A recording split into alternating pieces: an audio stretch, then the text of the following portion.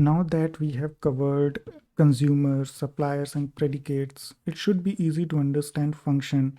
Function is another functional interface in java.util.package. It transforms input into output. The only difference is there are lots of variations when it comes to the primitive specialization of function. So in general, there is a functional generic interface and it has an input and it returns an output.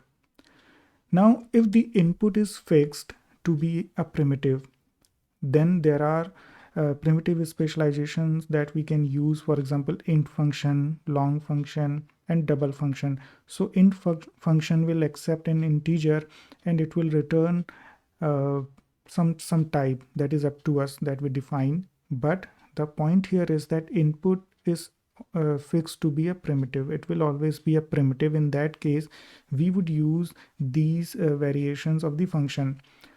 Now, if the input is supposed to be an object, but output will always be a primitive, in that case, we should use these specializations: toInt function if the output is to be an integer, toLong function if the output is expected to be a primitive long. So that is on the function. Similarly, we have BiFunction. What BiFunction does, it has two input parameters and it returns an output. Now again, if output is fixed, if output is supposed to be a primitive, then there are variations that we can use. toInt BiFunction that will return an integer, toDouble BiFunction that will return a double. Similarly, if input values are supposed to be primitive, then there are certain variations that we can use, for example, double to long, in which case we can convert a double to long. One value is doubled and another value is long. Similarly, long to double, long to int, int to long. So there are many function implementation, or I should say functional interfaces, depending on which input, which value is a primitive value. All right. So let's start with the function and we'll try to cover a few of them and we'll see how it goes. So function is the functional interface in java.util.function. It transforms an input into an output. So it accepts one argument and it produces a result. The method that we are going to use is apply. It accepts a value and it returns an output. Then there are certain default functions, compose, basically to achieve the compose behavior. So first the function that we pass will be applied, and then the function that we are calling compose on, that will be applied. So it's a form of chaining. Similarly, we have and then. We have seen and then in consumers and suppliers, and the meaning is same here also. So first one function gets executed and then second function, and then we have the identity that always returns the input argument. So input and output, they are same. That's why the identity. And similarly, as we said that, for example, if the input is a primitive value, then there are functions like int function, long function.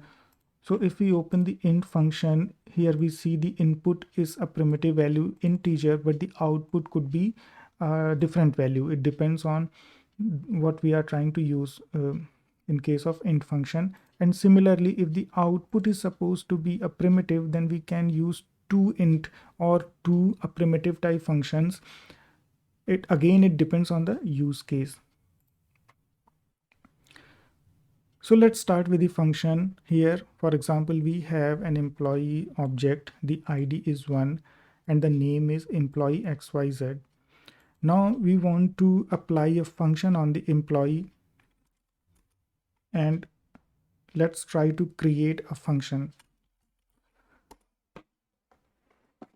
So the function requires an input and it requires an output type. So we say that, okay, the input is employee and the output will be string, and we name it name function.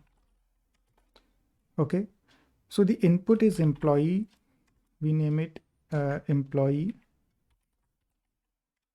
and we are saying that the output will be string. So in this case, we plan to simply return the name, which is the string. So we have the name function which accepts an employee object, and it returns the name of the employee, which is the string. So this is with the input and output. Okay. Now let's try to run it. Name function dot apply, and we pass it an object of employee. So we say employee1. And if we run this program, we see employee XYZ, because the name of the employee is employee XYZ, and that's what we are returning from this function. So we passed an employee object, and in the output we got the string value. Okay. Now let's say we want to change the output. We want to say that the name of the employee is whatever the name of the employee is. So one way is to do the string operation here, and another way would be to use the compose and then methods. So let's try to use the compose method. So we see that the compose method accepts another function before, and it applies or it executes the passed function first. So in our case, we want to print that name of the employee is, and then the name of the employee. So the first function will return the name of the employee. So we can use this name function as the first function. The second function will accept the output of the name function, basically the name from the first function, that is string. And again, it returns a string value, the message. So the output must be string. In this case, input and output both are of the same type, which is string. So let's name it message function, and we receive the name of the employee basically, and we return a string. Name of the employee is what we received from the first function. Now in order to chain it, what we need to do is, because before must be executed first, so the name function must be executed first. So what we need to do is we will say message function dot compose and name function dot apply, and then the employee object. So in this case, the name function will be executed first. It will accept the employee object, and it will return the string, which is basically the name of the employee. The output will be passed to the outer function, which is the message function. That's why the input type is string, because it will accept or it will get the name of the employee, and the output is of type string because we are returning the message in the string form. That's what the method implementation says.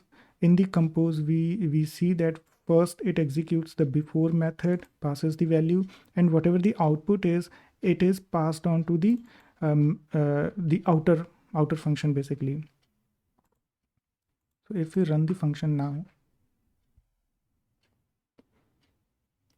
we see name of the employee is employee XYZ. Similarly, if we write a BiFunction, or if we want to cover the int function, so let's say if we want to cover the int function, we know that the int function will always accept the integer value. It's just the output that we need to give. So since we say that the output is string, and we name it some function, and we say that whatever input integer we receive, check if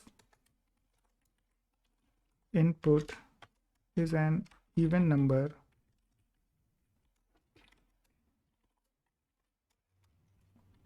then return even, else odd. And we use this sum function dot apply, and we give it an integer value of 5.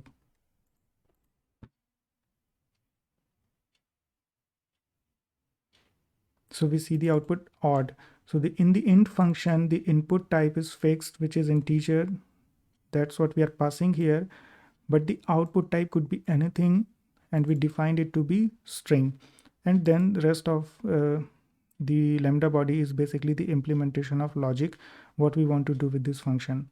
And similarly, we can use the toInt function. The only difference is in this case, the input type is something that we need to provide, and the output will always be a primitive value. In case of toInt function, it's integer. Okay. Now let's go to the BiFunction. So in case of BiFunction, it is again a functional interface. The only difference is it accepts two parameters. It does some operation on these two values and it returns a result. And similarly, it has and then for the chaining. So let's say we accept two employee objects and we return a string. So this is our BiFunction. So emp1 and emp2, or I should say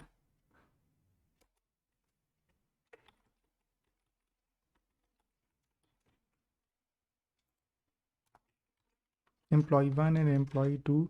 And what we need to return from this method is we want to chain the name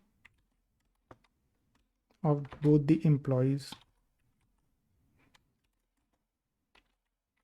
Employee2 dot name. To call it,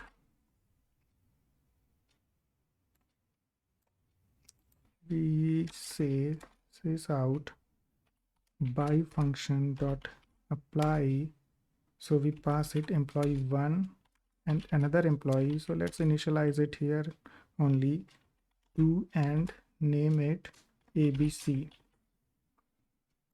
And if we run this now,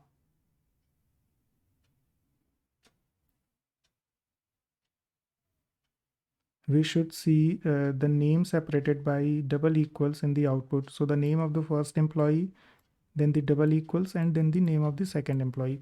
So that's how we write BiFunctions. It accepts two input values and returns a single value. So in this video, we covered almost everything on the functions, the basics of functions, how to write them, how to chain them. That's it for now. Thank you.